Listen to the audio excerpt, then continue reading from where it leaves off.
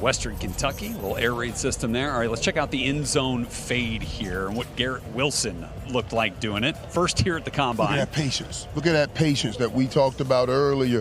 Now remember, this is going to be on the 5-yard line because the cones are the back of the end zone. So the closer you get to the goal line, actually the more patient you have to be, and the more impatient you want to be because you see, I got a touchdown right now.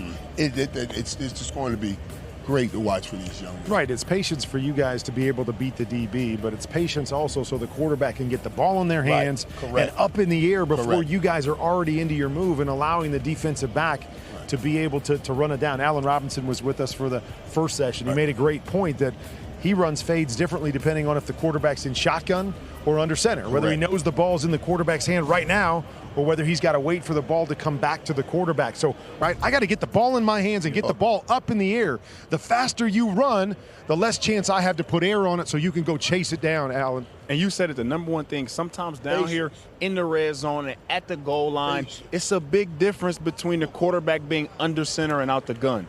When you line up and you're running the fade and that quarterback is out the gun, you have to be patient because that ball, it takes time for the ball to get from the center to the quarterback rather than when he's under center and the ball is snapped straight to him. Right, Well, you hear that, coaches, that young there? receivers that are out there. Allen's talking about he recognizes where the quarterback is. My route changes. It's not just a slot fade or just a fade in the goal line, right? It's a fade based on under center. It's a fade based on is my quarterback in the shotgun and understanding all the elements that go into running my route on the outside.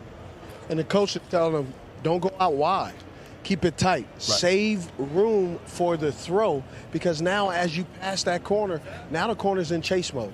So if he's in chase mode, you can't run completely away from him by blowing it out wide. You got to keep it tight to be able to maneuver and save room for the quarterback and also for yourself to be able to catch the football, drag your feet, or maybe just nudge a little bit to mistime his jump for the nice pass to the wide receiver. You can keep them inside and that quarterback throw the ball and then you hold them as long as you can and sprint to the ball in the end corner of the end zone. That would be the perfect throw. You know what I mean? That's the perfect. And we're seeing it here. These receivers are so quick. The quarterback has to throw it on a line. We can't put any air under it. And now, once again, it forces the quarterback to be perfect with the throw instead of allowing me to lay it out there and you to catch it on the back shoulder. So what's the go problem? up and get it? What? Slow down. Oh, okay. I'm telling you boys to slow down. He was talking about the quarterbacks and he was complaining, so I was trying to. For me, I'm saying help me out. Help a brother out. Okay. Help a brother out. You want a touchdown? Come on, man. Real slow. For me, that was the number one thing that I had to adjust to in the league was being able to be patient. Because when you're coming from college, sometimes that clock goes off in your head fast. You know, you think if you're getting pressed, I want to win right now. You know, but again, with these quarterbacks being out of gun, you can win right now, but the quarterback is not ready to throw it even if you do win early. So I have a question. When did you learn, Mike, and when did you learn, Allen? Okay. You were able to really say to yourself, truly, I'm a patient route runner. For me, it started to happen around year two or year three. We had such a passing team in Miami. I mean, I understood this in college, and I understood this like right here. When we look at this, they are really literally on the 5-yard line, really.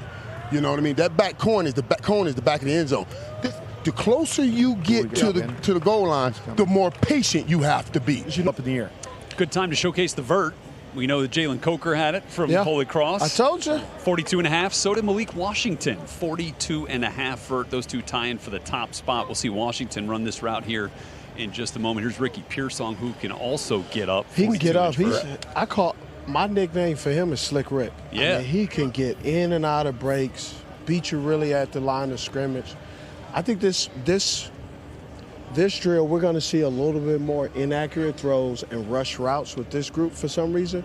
Just think these guys are really wanting to get going and display that they're not hugging that line and not being patient. And you guys want to catch this ball. Listen, in a perfect world, I really want to catch this ball over my shoulders and keeping him back here. Right, running to the corner. Running to the corner. And I'm toe tapping the corner, the back pylon. Yeah. That's what I really want to do. I don't want it to be a fight for the ball at the back pylon. Sure. I want to fight with him at the line of scrimmage, and then Kurt throw the ball at the back pylon, and I sprint to get to the ball at the last You win at the second. line, not necessarily having to at the pylon. I get you. Russell Wilson, to me, is so good at this because, again, the idea is for me to get it up in the air as much as I possibly can. We're watching so many of these throws. They're coming out so flat because they're late, whether it's late footwork-wise or whether it's late because the receivers are too fast. Now we're just drilling the football there instead of trying to drop it over. There is a DB that's going to be playing, right? He's not going to just leave him right there at the 5-yard line. He's going to be underneath. Now I got to get the ball up and down over the top so it drops into that back corner. And that's what I'm talking about. Now, okay, with that DB, if you go back to the back pylon and you're throwing this ball on that direct battle, on that direct line, that's a fight with me and the DB at the back pylon. Yep. You know what I mean? And he has, like you talked about, Steve, he has his buddy out there. There you go, That's Roman him and Wilson. his buddy on the sidelines in the back of the end zone. So I got to make sure I'm beating him.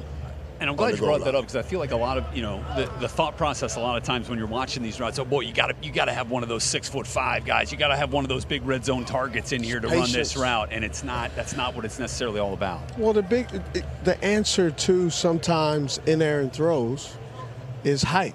Yeah.